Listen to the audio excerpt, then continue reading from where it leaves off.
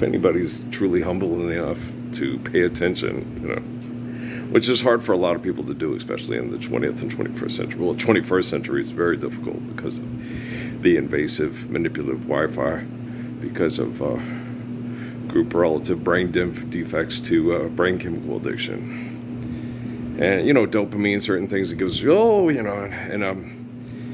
what most defective human beings get off on is the thrill of competition, and then what they perceive as the euphoria of winning. It doesn't last. They got to get up the next day. Winning is not for everyone. They got to get back and do it again. I was sitting there watching the WNBA game between the Fever and the Storm. It was the Seattle Storm. And you have these people, you get in these archaic vehicles, and you aggressively go across the country causing heart disease and cancer, through the irrational movement. For economic competition over, money valued by rocks in Fort Knox that people are willing to murder over. And you're like, and you feel as successful as your male counterparts.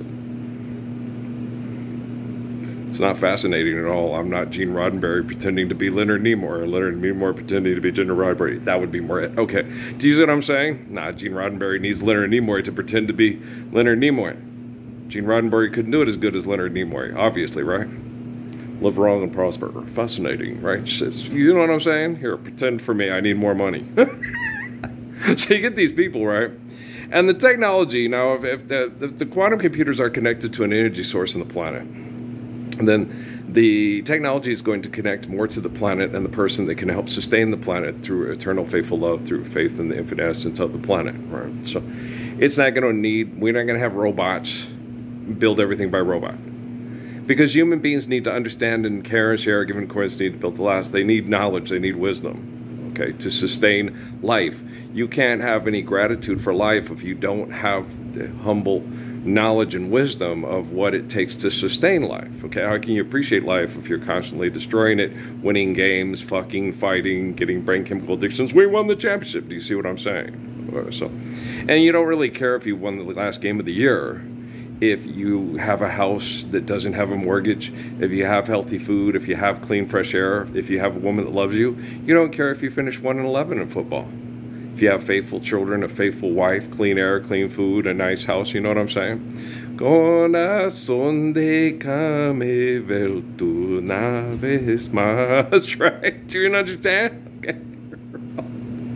Dummies! Okay. I'm surrounded by they're dumb.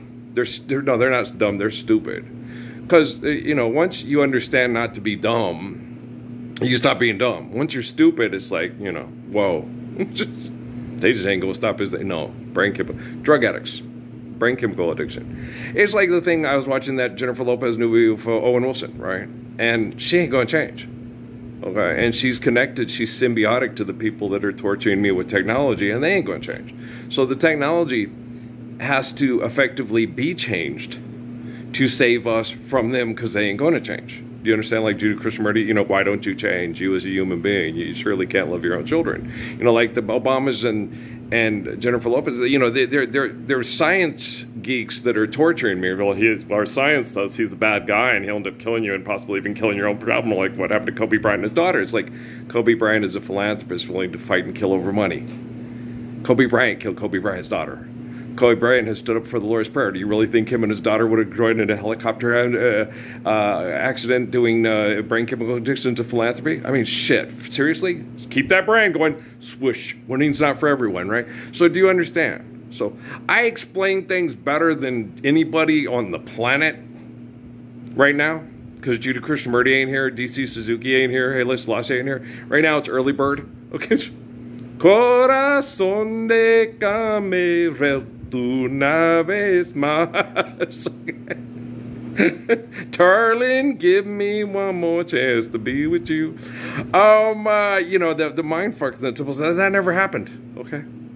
That never happened. That was just a mind fuck trying to rape mentally and emotionally a 4-year-old kid that their science project said he's really bad. Okay, that never happened, okay? Do you understand? I did fall desperately in love with Mira Montalvo, with Edna Gomez. We feel on to Denise Gilliard. You know, my wife's. I was content and happy, and was I desperately in love? They made it really hard. They didn't have the self-esteem that Law and Miriam and Edna had. And they were constantly aggressive and insecure and manipulative. Edna and Miriam wasn't manipulative. She understood me. And she was like, oh my gosh, if I could just have him, that would be great. Edna understood me, and she had a drug dealer boyfriend that she thought was going to kill me. She had no idea he was scared shitless of me when he came to threaten me. He lied to her, okay? He lied to her and said, I scared him away. And that's the exact opposite. I scared him away. Well, because he came to threaten me, I said, do it, motherfucker. And he went, what? You're not afraid of me? Hell no. But you work at a record store and you look the same as me. You're a skinny Mexican-looking kid. Yeah. And I'll kill you, and I'll use Johnny Avila's bones to beat the hell out of El Chapo and his kid. Fuck yeah. I ain't afraid of nobody. Nobody. And it's not because I'm insane. It's because life is eternal and grace is infinite, and I'm the spirit of King David. And I can obliterate your perception of your legacy the moment you come into my house in debt and trespass and try to eliminate the faithful love of the soul that provides life to this body. Do you understand? Corazón de camel, una vez más. Do you understand? Okay. Here we go again, old mother, on my way to play another of those dingy bars you preached to me about. Just before Dad started drinking and the family started drifting. Not to be outdone, I head for Broadway in New York or L.A. or wherever. Head for Tennessee. That's Nashville. I'm finally playing a dynasty with Vanderbilt.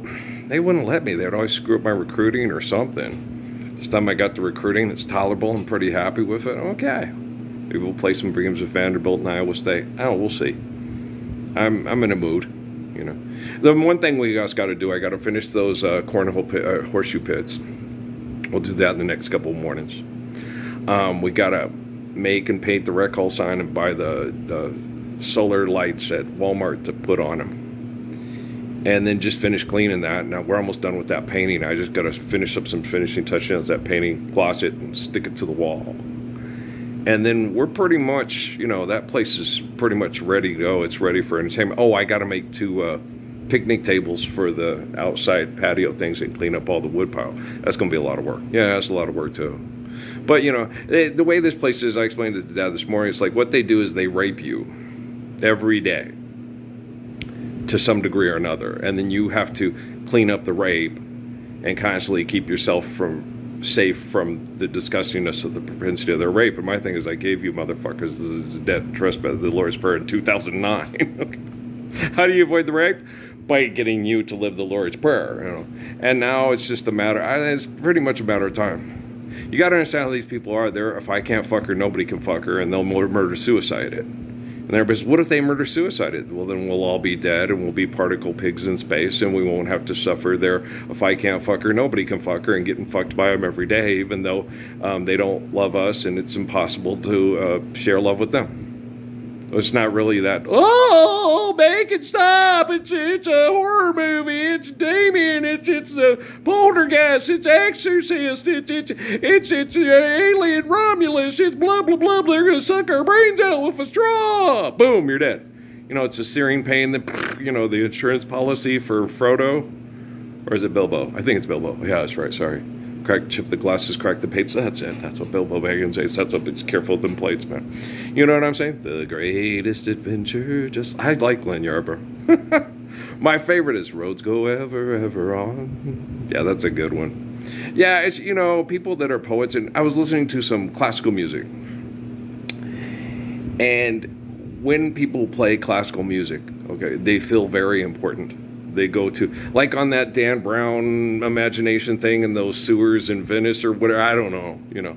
But they go and play for the most egotistical people, and they're part of this great egotistical expression. It's part of history, and it's going to be written down in paintings, and they're playing the music. It's like, you know, music is way better when you forgive debt and trespass, love one, eternal, faithful peace. And it's going to be even more beautiful because the expression is going to be more meaningful. You won't do it because you think you're doing something great and egotistical. You'll do it because you appreciate life, because you have the humble knowledge and wisdom and understanding of what it takes to sustain life with the laws given. Corazón de came vetru naves mas. Okay, do you understand? I'm not real good at it. It's hard to say. You have to veltru. It's an R. It's a, like Patrice. Oh fuck you, Earl is how we say dog in Spanish at the Parsons house. I say trees can't roll her R's. So say perro. Say perro, rejol. It's very important, Patrice. Oh, fuck you, Earl. Okay. That's what I'm building the picnic tables for. Yeah, I said, Dad, I'm going to build smoker tables. Her and Buddy. Buddy Pritchard. Go out there and get blunted and stuff. You can't smoke in the barn because, everybody else just sharing that kind of smoke. So I'm going to build 2 picnic tables out of the outside area as the smoking area. I'm not going to be a complete tyrant. You guys please try not to drink. It affects bugs Dad. As far as smoking, smoking didn't affect Dad's life as much as alcohol with my grandpa, Frank. And, we're not here to be tyrants. We're just here to help people try to be healthy and do healthy things, make healthy decisions because they have faith in God and money's not real, so stop fighting the fuck over it. All right? Well, I love you very much. Well, I do, you little peckerwoods and pussy faces. All right, peace.